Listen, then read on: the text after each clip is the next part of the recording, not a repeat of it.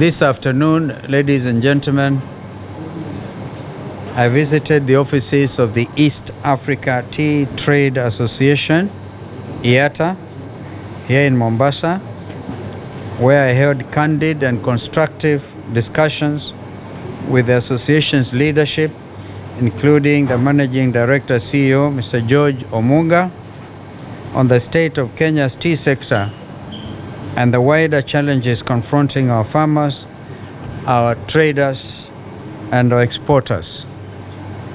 I was encouraged by EATTA's clarity of purpose, their vision to secure the best value for African tea in the global market. Not just Kenyan tea, because we realized that this association actually represents how many countries again? 10 countries. 10 countries. Their vision is one that speaks directly to the aspirations of the more than 1 million Kenyan households whose livelihoods depend on this crop. From the smallholder farmer in Kericho and Nyamira to the auctioneer and broker here at the Mombasa Tea Auction, the largest black tea trading floor in the entire world. It is a vision I fully associate myself with, and one that Kenya, as Africa's leading tea exporter, has both the standing and the obligation to champion. We were privileged to host His Excellency Mheshimiwa Stephen Kalonzo Musyoka. He is a diplomat, and because we had a market challenge in Sudan, we did engage, and he took us to the embassy of Sudan, where we managed to have a very productive engagement with the ambassador of Sudan. And it is important to note that Sudan was the 4th largest importer of Kenyan tea, and Sudan was buying over 35 million kilos. And in the embassy, we were told by the ambassador that the 35 million kilos was understatement. They do consume tea when they're happy and when they're sad. And we look forward, through the support of His Excellency Mheshimiwa Stephen Kalonzo Musyoka, to help us open this market.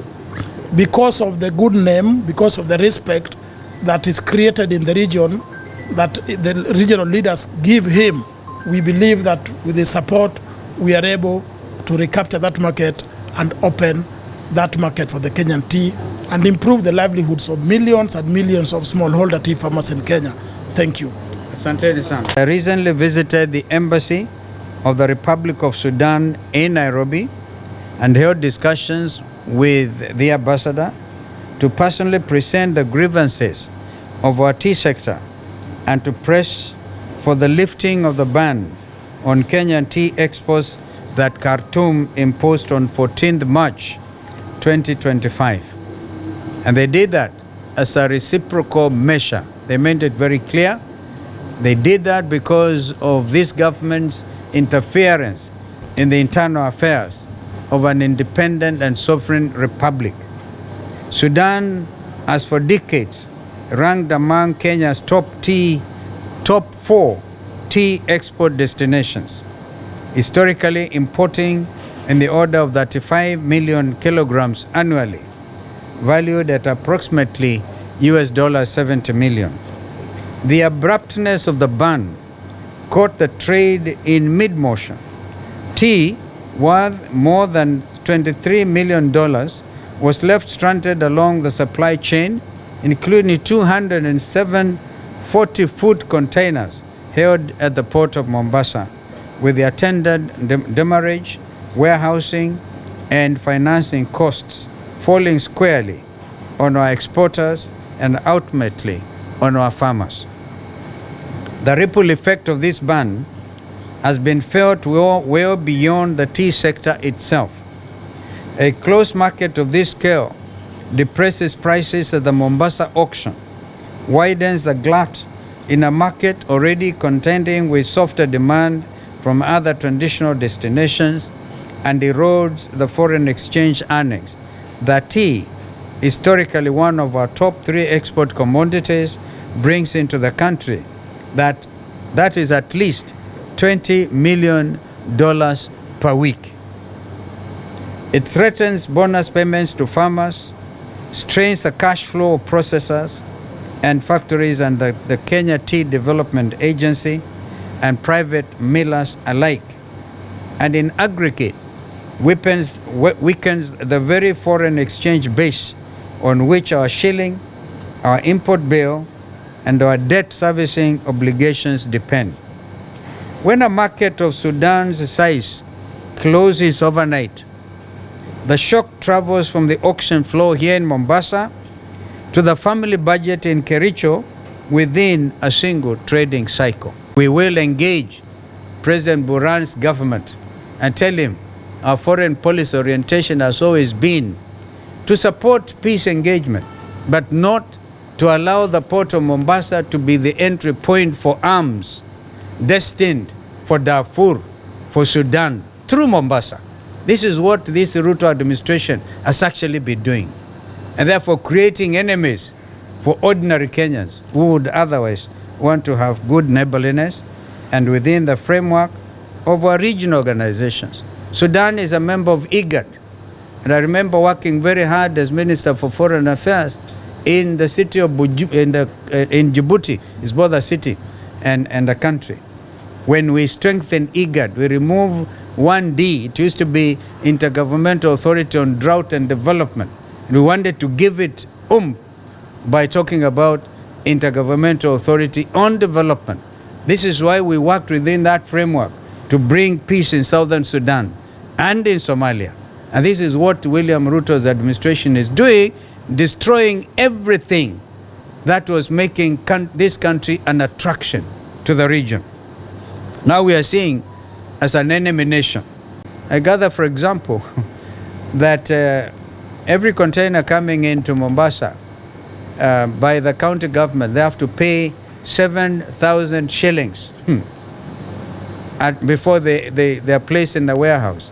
And when the same container moves to the seaport, they also pay 500 shillings. Look at that cost. That's why I keep on saying Kenya is the most overtaxed nation anywhere in the world. We're overtaxed by if you like, the national government and even our devolved units. And we can maybe begin to understand why Kenyans are feeling poor. Do you know that over 20 million Kenyans now in the last 1 or 2 years have fallen below the poverty line? This visit is part of a wider, deliberate program of sector engagements that I will be undertaking countrywide in the coming weeks and months. We are working smart, very smart. We are working smart and very hard with farmers, traders, manufacturers, and investors alike. And remember, people from great city county of Mombasa, that we have now started the countdown to the next election. This is why my tone will definitely be changing on a daily basis to make William Ruto one term, because he doesn't deserve a second term if he can ruin our tea industry the way he has done it. I have made the revival and diversification of agricultural export markets a pillar of my 13-point agenda for Kenya. Our proposed economic recovery program is built on the understanding that Kenya cannot tax and borrow its way out of hardship. We must produce, we must add value, and trade our way out of it. Under this agenda, we will pursue aggressive, interest-based economic diplomacy to reopen and safeguard markets such as Sudan's, accelerate value addition so that more of our tea leaves this country as finished, branded product rather than bulk leaf, and strengthen the small and medium enterprises and cooperative structures that anchor our tea, our coffee, and our horticultural value chains. A Kenya that earns more from what it already grows Is a Kenya better place to lower the cost of living, create jobs, and stabilize its currency without punishing ordinary families through fresh taxation?